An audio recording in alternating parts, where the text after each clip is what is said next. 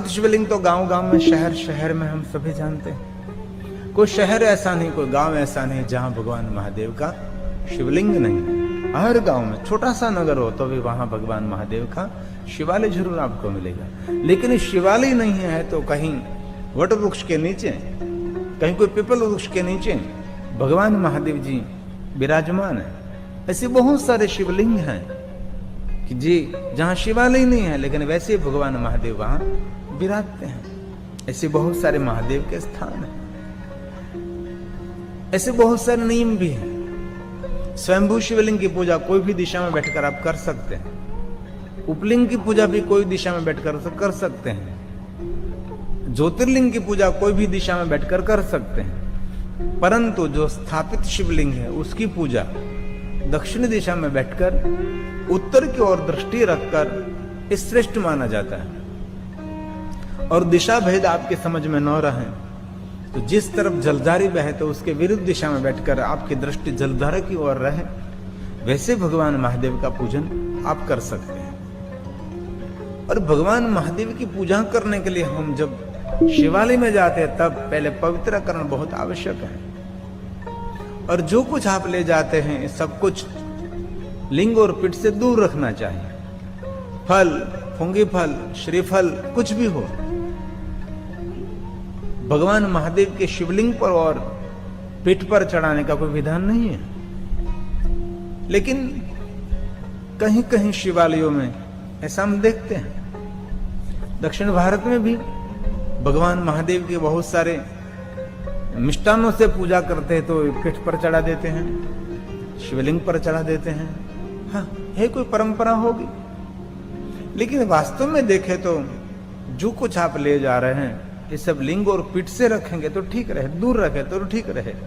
लेकिन लिंग और पीठ को जो स्पर्श हो गया वो कोई मनुष्य उसको ग्रहण नहीं कर सकता। ऐसा एक भाव व्यास भगवान ने व्यक्त किया है। लिंग और पीठ को स्पर्श होने के बाद कोई मनुष्य उसका ग्रहण नहीं कर सकते, खा नहीं सकते। लेकिन उसके लिए भी विधान कर दिया कि लिंग और पीठ को जो धन धान्य खाद्य पदार्थ कोई स्पर्श हो गया तो ये लेकर शालिग्राम शिला संगात सर्वे आते पवित्रता। इसे धन धान्य और फल भगवान शालिग्राम को स्पर्श कराने के बाद कोई भी मनुष्य ग्रहण कर सकता है, ये ले सकता है। ऐसी एक महिमा है। शिवालय की परिक्रमा की भी महिमा है। शिवालय को ध्वजार्पण करने की महिमा है। शिवालय की शिखर दर्शन की महिमा है और ध्वजा दर्शन की भी महिमा है। भगवान महादेव को प्रणाम, साष्टांग प्रणाम, दंडवत प्रणाम की भी महिमा है। और शिवालय में जाकर मंत्र जाप और स्तोत्र पाठ करने की भी महिमा है। जितना अवसर मिले, जितना समय मिले, इतने शिवालय में रहकर, मौन रहकर भगवान महादेव का ध्यान करें। और वास्तव में देखें तो शिवलिंग पूजा का प्रतीक जरूर है। पूजा से पहले शिवलिंग एक ध्यान का प्रतीक है।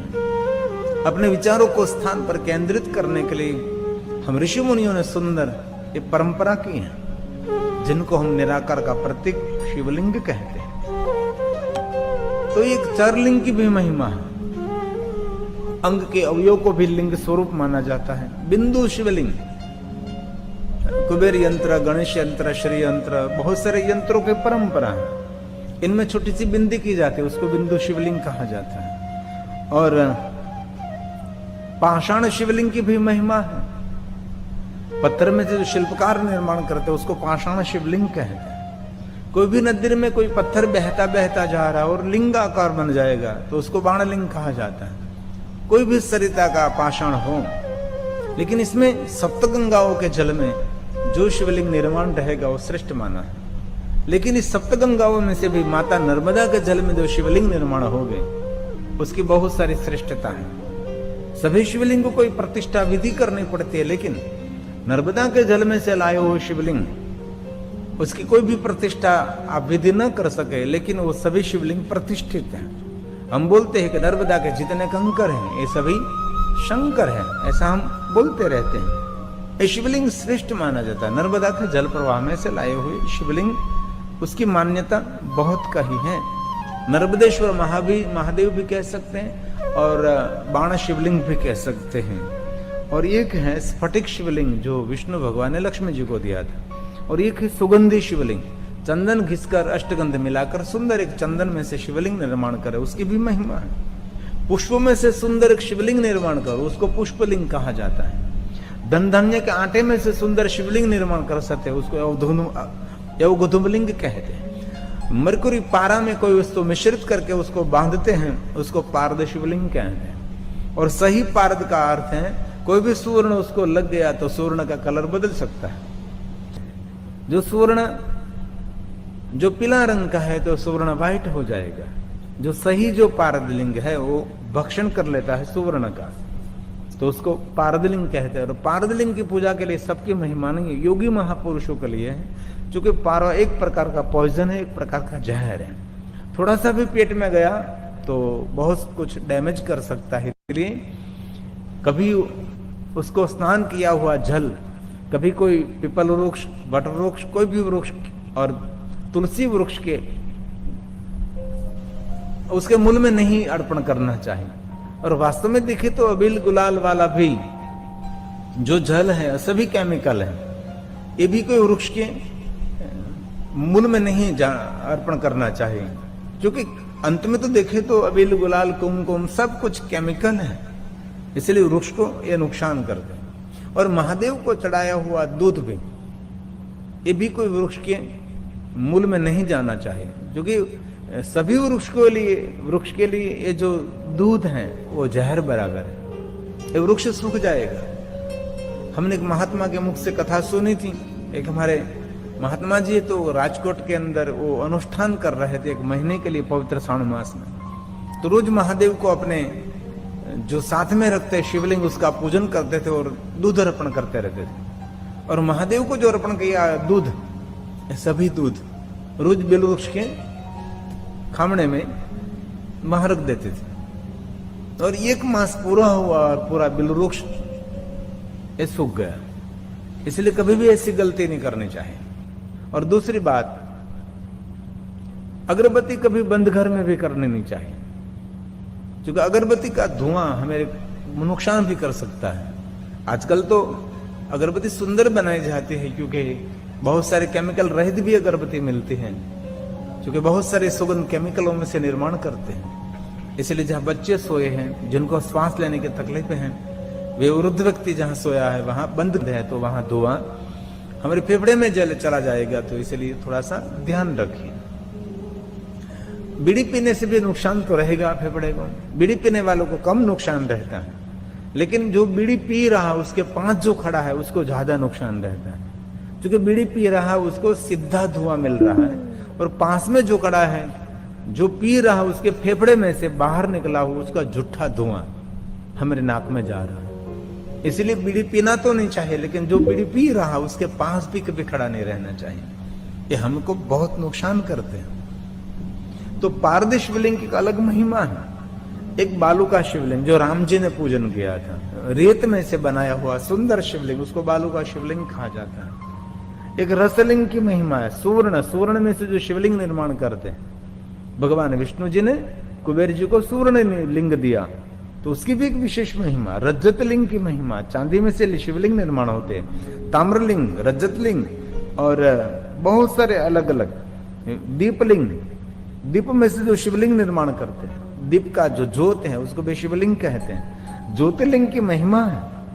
और चलित शिवलिंग, आपके घर में जो आप रखते हैं उसको चलित शिवलिंग कहते हैं। घर में जो बहुत बड़ा शिवलिंग है तो उसका पूजन नित्य करें। अंगुष्ठ का नाप का शिवलिंग है तो कभी पूजन ना कर चलेगा। इसलिए घर में जो शिवलिंग रखते हैं अंगुष्ठ के बराबर हम रखते हैं। बड़ा हो तो जरूर पूजा कर सकते हैं, और आप ना कर सके तो दूसरों के पास, और कभी अपुंज रह जाए तो दोष नहीं है। एक आत्मलिंग, हमारी आत्मा को भी शिवलिंग का प्रतीक मानते हैं, आत्मलिंग जिनको कहा है। पार्थिव शिवलिंग की भी महिमा, जो मिट्टी में से हम शिवलिंग निर्माण करते हैं। बहुत सारा विधि विधान पार्थेश्वर महादेव के पास शिव महापड़ ग्रंथ में। विद्वान ब्राह्मणों को आमंत्रित करके आप 11 ब्राह्मण, 9 ब्राह्मण, 7 ब्राह्मण, 5 ब्राह्मण और 2 ब्राह्मण, 1 ब्राह्मण आचार्य को आमंत्रित करके विधिवत पार्थेश्वर महादेव की पूजा की एक महिमा भी है। कितने शिवलिंगों की पूजा करने से क्या फल मिलता है, उसकी भी महिमा शिव महापट ग्रंथ में है। तो कभी अवसर मिले तो पार्थेश्वर महादेव की पूजा आप स्वयं भी कर सकते हैं और आचार्यों के पास भी पार्थेश्वर महादेव का पूजन करा सकते हैं। कभी कोई घर में बेटे का विवाह, बेटी का विवाह हो, हमारा प्रसंग निर्विघ्न पूर्ण हो, और कहीं कोई और प्रसंग है और कोई तिथि समय अवसर है, तो जरूर आप पार्थेश्वर महादेव का पूजन कर सकते हैं। सोमवार के दिन, त्रयोदशी के दिन और महाशिवरात्रि के दिन और आद्र नक्षत्र माक्षर मास, जिस दिन भगवान महादेव जी पहले ज्योति स्वरूप में प्रकट रहे, इसलिए ये पर्व को ज्योति पर्व भी कहा जाता है। हमारे यहाँ तो कोई कम परंपरा है, लेकिन दक्षिण भारत में हम जाते हैं तब ये लोग 5 दिन के लिए लगातार 5 दिन पहले अपने घर में दीपमाला प्रज्वलित करने लगे। जैसे हम दीपावली में जैसे दीपमाला प्रकट करते हैं, वैसे ये ज्योत पर्व आता है तब आद्र नक्षत्र माक्षर मास में, वो 5 दिन पहले से अपने घर में दीपमाला प्रज्वलित करने का प्रारंभ कर देते हैं। तो कभी देखना, याद भी रखना, माक्षर मास आद्र नक्षत्र पड़ता है तब आपके घर में भी दीपमाला प्रज्वलित कर सकते हैं और आप शिवालय में जाकर भी दीपमाला प्रज्वलित कर सकते हैं। ये दीप पर्व है। भगवान महादेव जी स्वयं ज्योति स्वरूप में पहले ब्रह्मा और विष्णु के सामने प्रकट हुए थे, बाद में इनमें से एक शिवलिंग प्रकट हुआ, इसलिए शिवलिंग के आगे हम ज्योति क्यों लगाते हैं, इसलिए तो लगाते हैं ना, ज्योति में से जिनका प्रादुर्भाव हुआ है, इसलिए हम शिवलिंग को क्या कहते हैं, ज्योतिर्लिंग कहते हैं। दीप में से प्रकट हुआ शिवलिंग। और एक शिवलिंग का नाम है गुरुलिंग, हमारे जो सदगुरु है जिनके पास से हमको मार्गदर्शन मिल रहा है और शिव की ओर हमारा प्रेम उठ रहा है।